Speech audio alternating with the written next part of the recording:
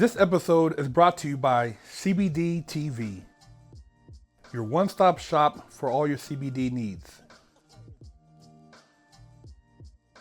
Use code FRESHOUT to get 15% off your next order. What's up, everybody?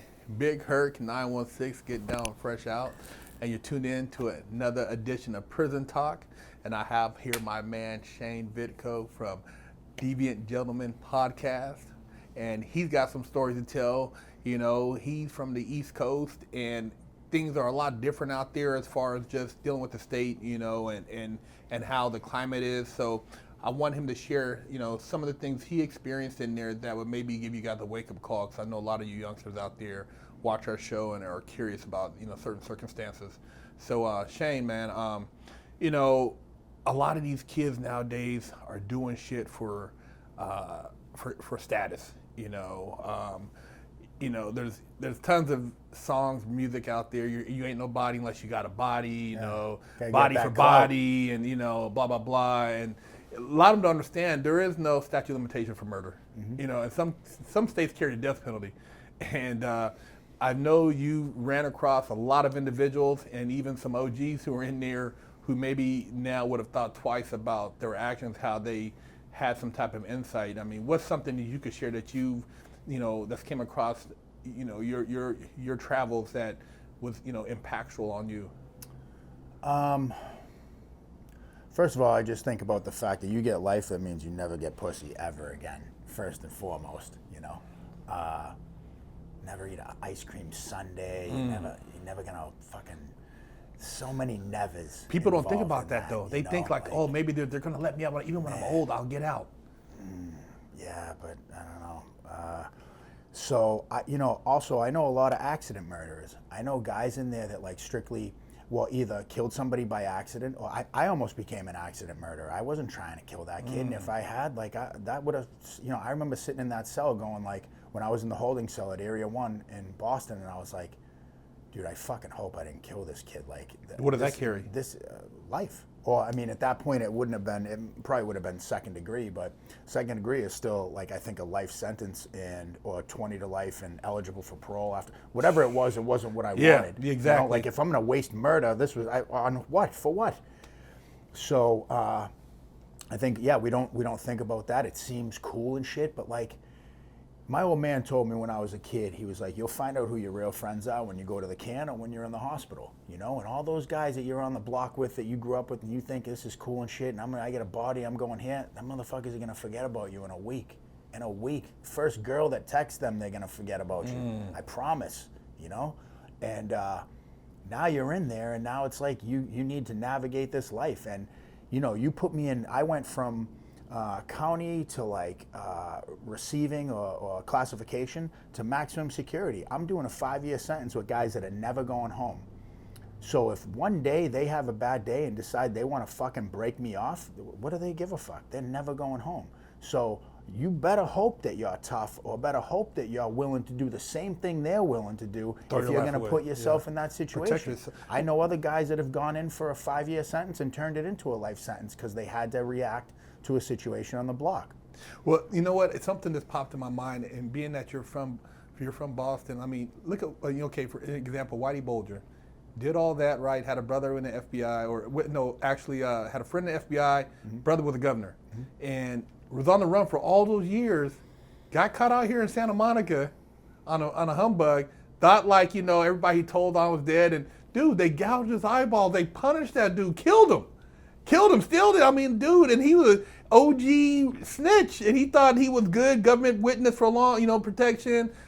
Dude, what was people thinking? Like when he got, you know, was there any type of vibe back home? Were there people like, oh man, he had what's coming to him? I mean, what did people feel about that? Because I know there's some OGs, they don't still believe in ratting. It ain't cool. Kids think, oh man, you know, like Tekashi, you could tell, man, because they were gonna sleep with my girl, man. What do you expect? I mean, dude, I had to do what I had to do.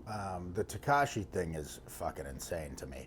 But no, Whitey, as far as anyone that I know, I mean, when that shit, you know, when I was younger and I was a kid, pre anyone knowing that he was working with the feds, never would anyone cross him or anything. I mean, this was the guy.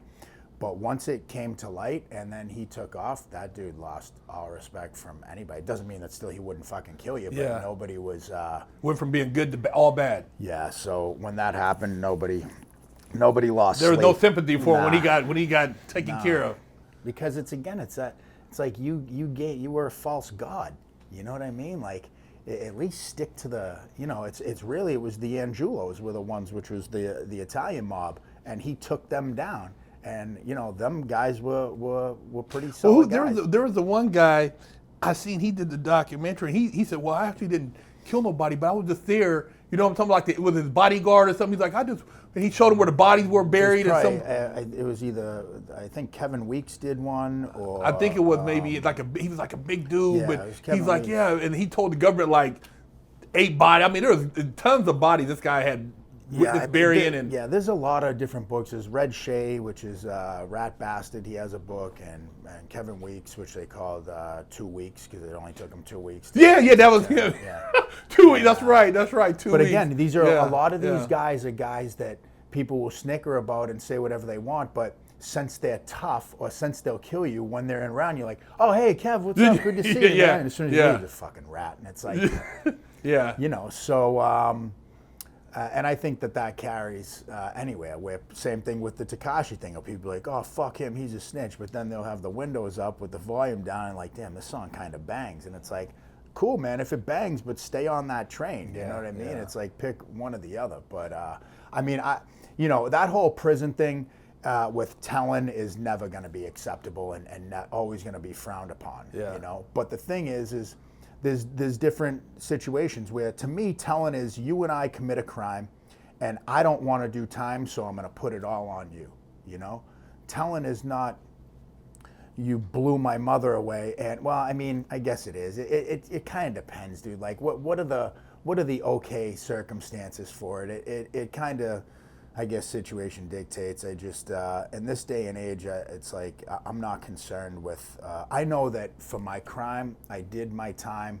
I didn't tell on nobody, and I went away and for an honorable thing, and my whole time was honorable. And ifs pulling you in and trying to get information about your buddies on the block and shit is just sealed lips, because like, motherfucker, I don't care what you're promising me. I have to go back and live on that block, and not one paper trail is going to show up about I said this. Not happening. Well, see, my whole thing is I always tell these kids, I said, first off, don't do it. Just leave that crowd alone. It's like if you're around a certain group of people and these dudes are, you've been in there and you got a room, dudes playing PlayStation, pistol. They're no good. But you want to be friends with these dudes. So what do you expect these guys to do in a given circumstance? Your girl come around, they're gonna sleep with her. If you're selling dope, you got money, they're gonna rob you. It's just you're messing with wolves. So if you're around these people, you should expect the worst. Therefore, don't get involved with it. Once you learn, it's like, I used to always say, oh man, they used to tell me, man, why you hang around those people or judge a character? I'm like, oh, blah, blah, blah. And now why, grown people used to tell you, man, watch your friends, man. Your friends are going to be, it's a good judge of your character and what type of people you're around. So, I mean, it's like, who's a perfect example of that is because you think about like, well, it's my area. And it's like, look at Kendrick Lamar. This kid stayed close with all these kids that were blood gang members and everything, but never fully submitted to it and went like, hey, I'm friends with all you guys, no doubt. And like, this is my hood and all this shit. But I got bigger dreams. I have some shit that I want to get done. And he did, you know? So I know situation dictates, and I know it's different for different areas you grew up in. Like, I don't know what it's like to be growing up on the south side of Chicago right now and to tell you to just hang in there and find a good group of kids. You know what I mean? Yeah, you're right. What's my advice? Hey, try not to get caught. Yeah, you know what I mean? I mean, there's so many different areas, but with the exception of, living in Watts and Compton and Southside Chicago and all these different places in the world that it's like, I don't know what that's like. But if you're just living somewhere where you have an option and you choose the option to get involved with drugs and gangs and violence, and because you want to look cool, because I get that. I get where I'm from is not cool enough, but if I do this, it's going to make me look cool. Because none of it's going to matter once you hit 40, man. I wish I could tell myself in 6th grade how much all the shit I'm doing right now is not going to mean fuck all by the time I hit 40. Because when I was that age, I was like, who even lives to be 30? That's old as shit. you know? And now here I am at 40, like, fuck, man, you know, damn, I wish I could get back to 30 and do some shit different. You can't, even as a, as a youngster, I guess, looking back, like you just made a great point where if you have nothing else around you and your parents can't take you to another, and just move you out that neighborhood, and even then, I mean, there's got to be other little things that can kind of change your thought, because like, I think about like, oh man, like you said after the fact, I remember being in juvenile hall, I'm like, man, why am I here, man? Damn, if I would have left the dope at home, and then I would have got it later on, I wouldn't have got caught with it, and blah, blah, blah. You're trying to make sense of things, and then you get older, and you're like, man, why'd I give a ride to that dude and let him get, and so it's like there's still, I don't know, I guess there's certain variables, and unless you have certain things, I guess, being told to you that you can reflect on, that makes a world of difference. That's why I do this show, because hopefully something you say or I say will resonate with a kid who's sitting there, and maybe he's got the Draco or he's got whatever. He's like, man, this is like, I'm gonna do something different. I'm gonna just leave this, or I'm gonna stop doing this and maybe go do something else. Maybe we will reach somebody somehow, through our conversation.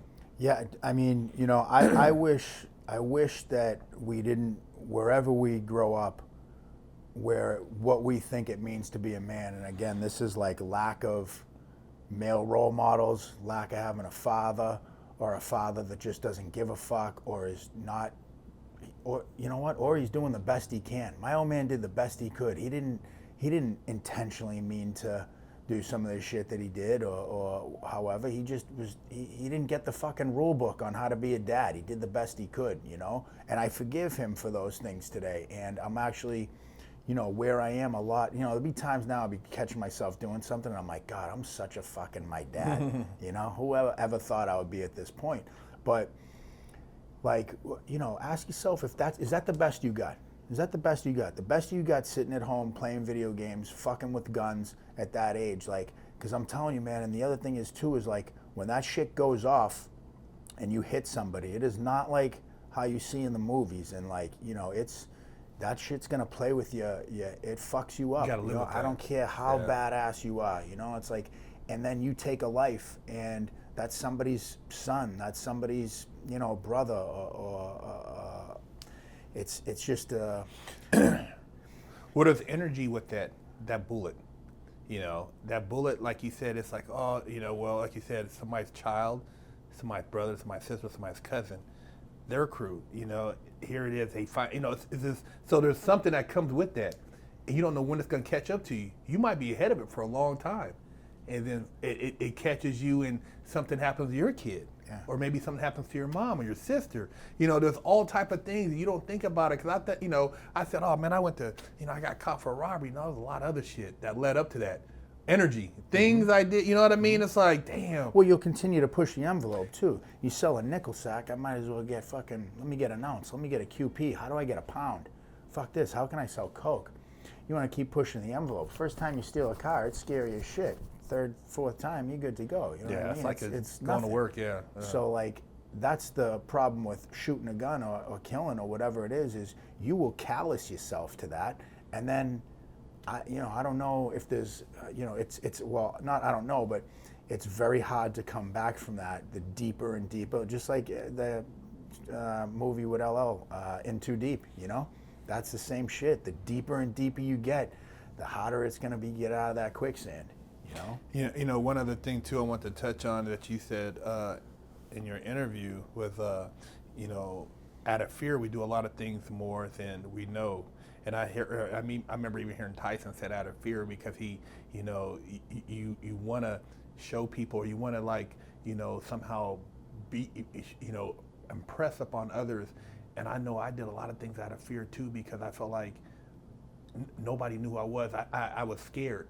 So when you're scared, you're like, I'm gonna go beat this motherfucker ass, so I'm gonna go do this, I'm gonna show people. And so rather than the nerdy dude, you're like, oh man, the nerdy dude, that's not cool. But if I show people this, and really you're scared to death, where if you were to focus on something else, and maybe had that understanding, you'd realize that that's not really gonna give you what you think you're looking for, because at the end of that trail, it's a dead end.